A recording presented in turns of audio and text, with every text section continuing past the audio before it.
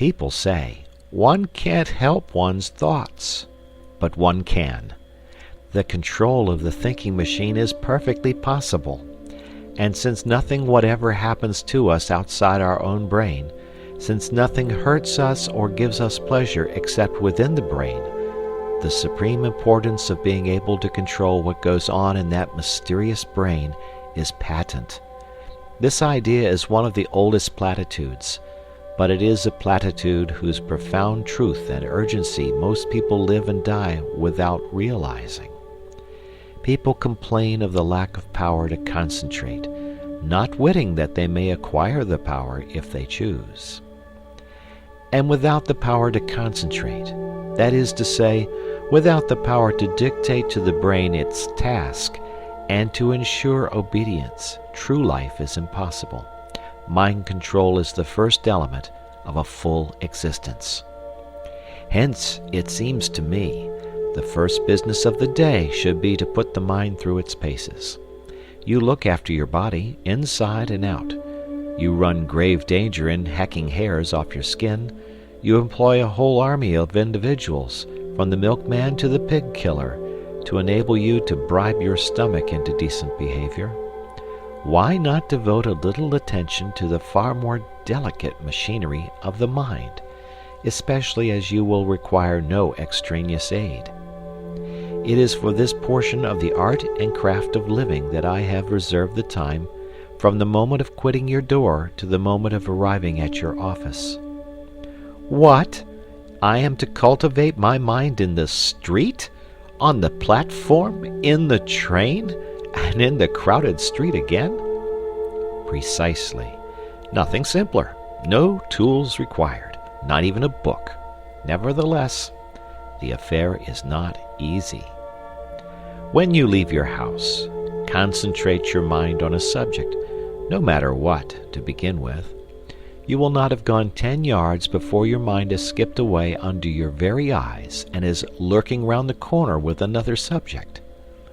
Bring it back by the scruff of the neck.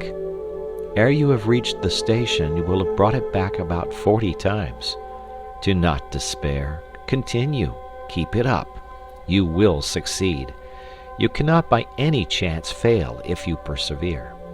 It is idle to pretend that your mind is incapable of concentration. Do you not remember that morning when you received a disquieting letter which demanded a very carefully worded answer?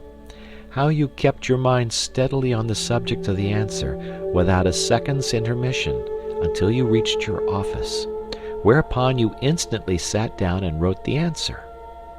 That was a case in which you were roused by circumstances to such a degree of vitality that you were able to dominate your mind like a tyrant. You would have no trifling. You insisted that its work should be done, and its work was done. By the regular practice of concentration, as to which there is no secret, save the secret of perseverance, you can tyrannize over your mind, which is not the highest part of you, every hour of the day, and in no matter what place. The exercise is a very convenient one. If you got into your morning train with a pair of dumbbells for your muscles, or an encyclopedia in 10 volumes for your learning, you would probably excite remark. But as you walk in the street, or sit in the corner of the compartment behind a pipe, or strap hang on the subterranean, who is to know that you are engaged in the most important of daily acts? What asinine boor can laugh at you? I do not care what you concentrate on, so long as you concentrate. It is the mere disciplining of the thinking machine that counts.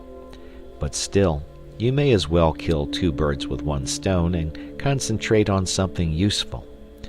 I suggest, it is only a suggestion, a little chapter of Marcus Aurelius or Epictetus. Do not, I beg, shy at their names. For myself, I know nothing more actual, more bursting with plain common sense, applicable to the daily life of plain persons like you and me, who hate airs, pose, and nonsense, than Marcus Aurelius or Epictetus. Read a chapter, and so short they are, the chapters, in the evening and concentrated on it the next morning. You will see. Yes, my friend, it is useless for you to try to disguise the fact. I can hear your brain like a telephone at my ear. You are saying to yourself, "This fellow was doing pretty well up to his 7th chapter. He had begun to interest me faintly. But what he says about thinking in trains, and concentration, and so on, is not for me. It may be well enough for some folks, but it isn't in my line." It is for you. I passionately repeat, it is for you. Indeed, you are the very man I am aiming at.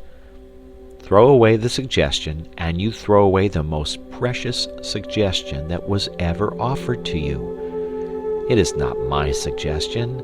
It is the suggestion of the most sensible, practical, hard-headed men who have walked the earth.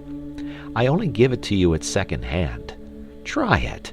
Get your mind in hand, and see how the process cures half the evils of life, especially worry, that miserable, avoidable, shameful disease, worry.